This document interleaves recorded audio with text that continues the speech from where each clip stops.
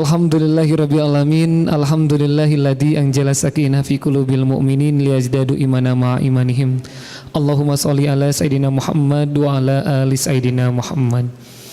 Baik, alhamdulillah di kebersamaan kali ini juga kami ucapkan selamat datang kepada Bapak Camat dari Kecamatan Sukasari, kemudian juga Kepala Dinas Koperasi Kota Bandung. Alhamdulillah, terima kasih atas kehadirannya, dan juga para pimpinan yang sudah hadir di kebersamaan siang hari ini. Kami ucapkan terima kasih dan kami ucapkan selamat datang juga. Ahlan wa sahlan Kang Dimas. Masya Allah, alhamdulillah. Alhamdulillah sehat Kang Dimas, Masya Allah. Tapi sebelumnya kita akan menyimak terlebih dahulu untuk sambutan yang pertama akan disampaikan oleh Bapak Ferry selaku pengawas Pondok Pesantren Darut Tauhid. Kepada Bapak Ferry langsung kami persilahkan. Masya Allah. Bismillahirrahmanirrahim. Assalamualaikum warahmatullahi wabarakatuh.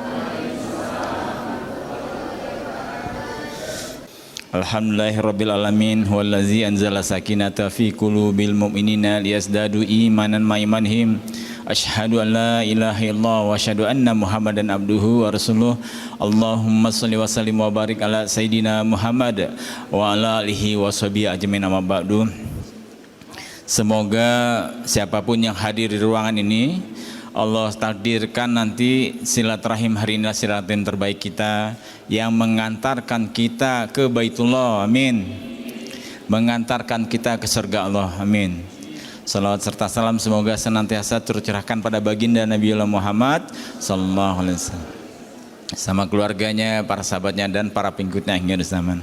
Alhamdulillah, hatur nuhun, terima kasih ke semua Kepala Dinas Koperasi Kota ya, Pak Den, alhamdulillah terima kasih sudah bisa hadir di acara ulang tahun Koperasi Pondok Pesantren Darut yang ke-25, dan para narasumber terima kasih, alhamdulillah sudah bisa hadir juga untuk acara kebersamaan kita hari ini. Alhamdulillah tidak terasa Koperasi Darut Tauhid ini dulu Pak, kalau liatin Darut Tauhid atau Agim tanya misalnya tahun 90 ya, itu belum ada yang hafal mungkin.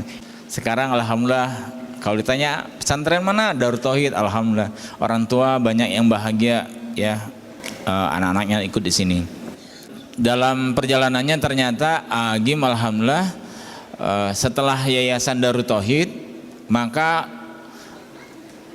yang diurus, dicetus oleh Agim adalah Koperasi Pondok Pesantren Darut. Nah ini koperasi, alhamdulillah hari ini koperasi ini sudah memberi warna bagi kehidupan di Indonesia. Sudah banyak yang belajar di sini juga sama-sama untuk mengembangkan program ini. Nah oleh karena itu kita yang hadir di sini, semoga para warga dan anggota yang tamu undangan di dalam kesempatan ini, yuk kita manfaatkan, maksimalkan agar program ini bisa menjadi contoh. Kalau sudah jadi contoh, mudah-mudahan kita yang memberikan edukasi, memberikan masukan bagi koperasi ini, terutama bapak-bapak dari Kepala Dinas Koperasi ya. Nah mudah-mudahan nanti ini banyak yang datang ke sini dan ini akan menjadi contoh. Terima kasih teman-teman pengurus juga yang sudah berikhtiar luar biasa sehingga program ini bisa maksimal. Mudah-mudahan sekali lagi ini jadi amal soleh buat kita. Terima kasih pada semua yang sudah mendukung. Sekali lagi semoga ini adalah program yang jadi amal soleh buat kita semua. Terima kasih. Assalamualaikum warahmatullahi wabarakatuh.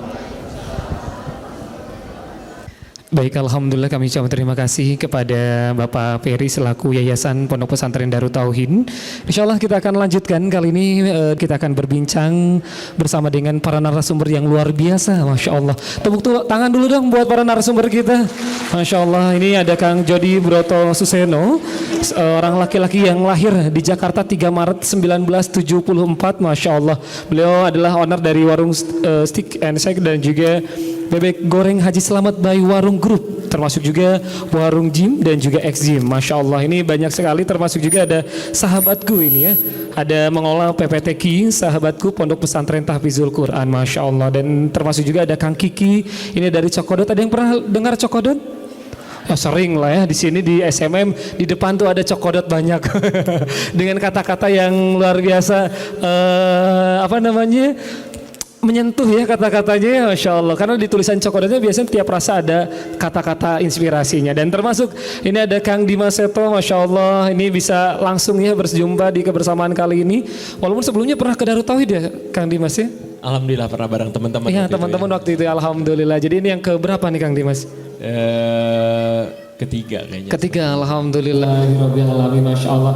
Di kebersamaan siang hari ini, Alhamdulillah Bapak Ibu, kita akan berbincang bagaimana perjalanan hijrah termasuk membangun usaha ataupun bisnis dari nol ya. Untuk memulainya ini yang luar biasa, perjuangan untuk mengawali bisnis ini. Insya Allah saya akan menyapa terlebih dahulu Kang Jody, mungkin boleh, karena saya termasuk yang belajar perjalanan beliau dari menjual motor, Masya Allah gitu ya. Saya belajar banyak dan insya Allah mungkin sambil menyapa terlebih dahulu Kang Jody sebelum saya kasih pertanyaan. Bismillahirrahmanirrahim. Assalamualaikum warahmatullahi wabarakatuh. Alhamdulillahirrabbilalamin. Asyhadu an la ilaha illallah wahdahu la syarikalah wa asyhadu anna Muhammadan abduhu wa rasuluh. Allahumma sholli ala sayyidina Muhammad wa ala ali sayyidina Muhammad. Saya senang sekali bisa hadir di undangan koperasi yang alhamdulillah sudah 25 tahun dengan 3.000 anggota dengan aset 80 miliar. Mudah-mudahan insya Allah dengan doa kita semua koperasi ini bisa sampai ke 1 triliun. Amin ya Allah ya Rabbal Dengan Alamin. anggota seluruh Indonesia. Amin amin ya Allah ya Rabbal Alamin. Pertanyaannya tentang mungkin boleh disampaikan mengawali usaha. Nah ini kan menjadi salah satu banyak pertanyaan. Saya tanya dulu siapa yang belum pernah ke Warung Stick and Shake? Ada yang belum pernah? Oh masih banyak yang belum pernah. Malu-malu. Oh masih ada beberapa yang belum pernah ke Warung Stick and Shake. Alhamdulillah. Nanti bisa mampir ke Warung Stick and Shake. Di Bandung ada di Jalan Dr. Sutami di kira-kira bawah 12 cabang. Insya Allah nanti biar dibayarin sama kembaran saya Mas Dimas. Insya Allah. Sama antum juga diajak ya. Siap. Masih ownernya yang diajak ya. Warung Stick and Shake awal saya mulai dulu tahun 2000 di Jogja. Jadi saya dari Jogja, saya terbang dari Jogja ke sini, kemudian alhamdulillah bisa ketemu sama Mas Kiki. Mas Kiki ini kuliahnya di Jogja tahun 98. Jadi ngerti banget sejarahnya saya membangun Warung Stick and Shake. Dan alhamdulillah dari nol juga kayak Pertamina. Sama membangunnya dari nol, dari jual motor tadi ceritanya ya, dari 2 karyawan, kemudian saya yang kuliah di Jogja, kemudian saya nikah muda usia 23 tahun, kepingin mandiri. Karena ketika nikah udah langsung punya anak, kemudian bingung mau ngapain.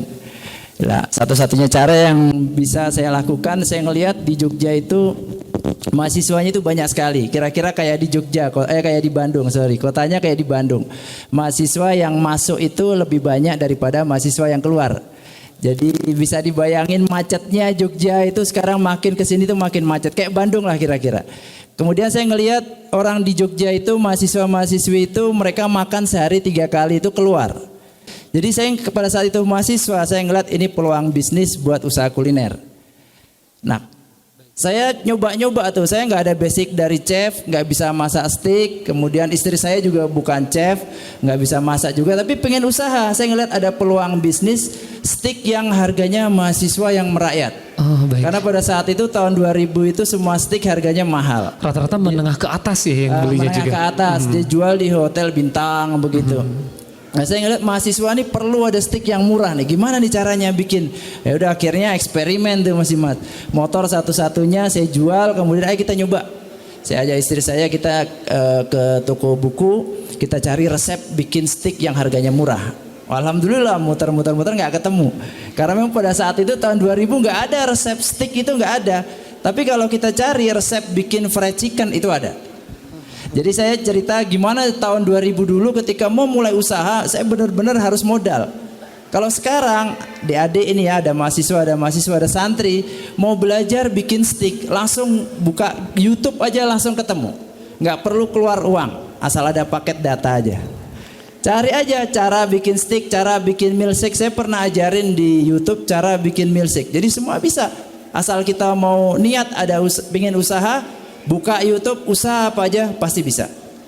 Pada saat itu tahun 2000 udah saya eksperimen aja. Pengen jualan udah punya anak nih ya, kepingin bisa ngidupin ngasih beli susu buat anak saya, ya udah usaha aja kita. Kemudian motor satu-satunya kita jual, kita sewa rumah kecil gitu ya, RSS gitu kira-kira. Kemudian ada kamarnya 2, ada garasi mobilnya. Garasi mobil itu yang saya pakai buat dapur. Jualannya di terasnya itu aja. Teras itu ada 5 meja, satu mejanya itu ada 4 kursi, jadi ada 20 seat. Kemudian modalnya hot plate, itu stick yang paling mahal hot plate-nya tuh. Hot plate tuh satu hot plate tuh bisa 50.000. Zaman dulu aja 50.000 tuh udah mahal banget. Jadi modal pas-pasan, tapi gimana caranya bisa usaha. Nah, saya bersyukur usahanya itu mulainya dari Jogja, dari kota kecil. Jadi nggak perlu modal yang besar karena sewa rumahnya itu murah. Di Jogja ya? Jogja, sewa rumah pada saat itu harganya 7 juta. Motor itu saya jual laku 8,5 juta, sewa rumah 7 juta. Jadi masih ada sisa 1,5 juta, tetap saya beli motor lagi. Karena hobi motor namanya. Jadi harus punya motor sekaligus buat operasional usaha. Baik. Kemudian bangunnya apa nih namanya? Kepikiran dulu kan, kepingin supaya orang ngelihat langsung kesannya murah. Karena kita sticknya segmennya ini mahasiswa-mahasiswi. Kalau nama yang aneh-aneh malah orang takut buat masuk. Betul, karena identiknya stick mahal gitu ya. Stick mahal. Kita pingin orang lihat langsung melihat namanya udah langsung kepingin nyoba. Akhirnya kemudian terlintasnya namanya Waroeng. Bukan warung tapi Waroeng. Jadi tengahnya itu ada O-nya supaya bisa saya arsitek jadi bisa desain-desain O-nya itu dikasih asap supaya kelihatan bentuknya kayak daging. Kira-kira begitu. Waroeng, kemudian brandnya itu Stick and Shake. Nah, salah satu cara kenapa saya bisa jual murah itu sticknya itu saya bungkus pakai tepung.